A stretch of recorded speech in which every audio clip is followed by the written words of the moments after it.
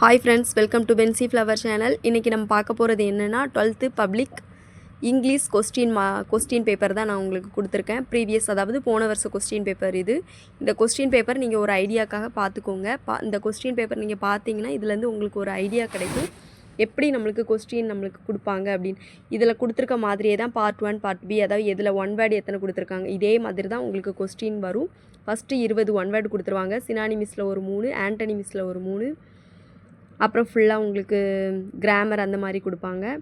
இதே மாதிரி இதே மெத்தடில் தான் இருக்கும். ஜஸ்ட் உங்களுக்கு கொஸ்டின் வேணால் மாறுமே தவிர இதே மெத்தடு தான். அதனால் இது எப்படிங்கிறத ஒரு தடவை பார்த்துக்கோங்க. பார்த்தா உங்களுக்கு ஐடியா கிடைக்கும்.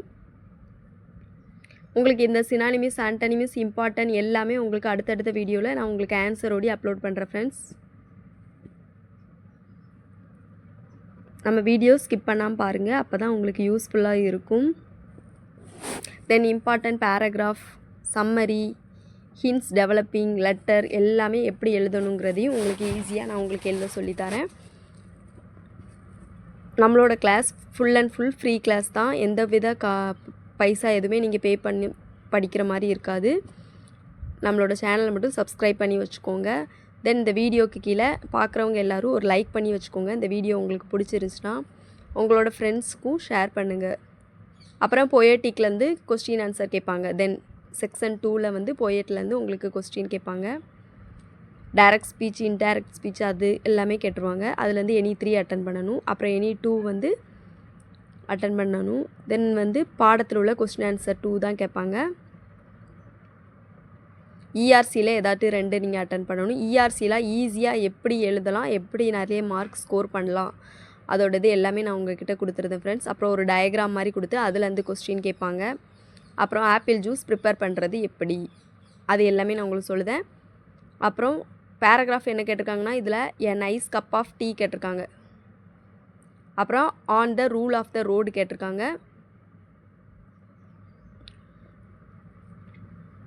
அப்புறம் ஹிண்ட்ஸ் டெவலப்பிங் ரொம்ப ரொம்ப ஈஸி. எப்படி ஈஸியாக நீங்கள் ஃபுல் மார்க் ஸ்கோர் பண்ணலான்னு உங்களுக்கு வீடியோ போடுதேன். சம்மரி கேட்டிருக்காங்க.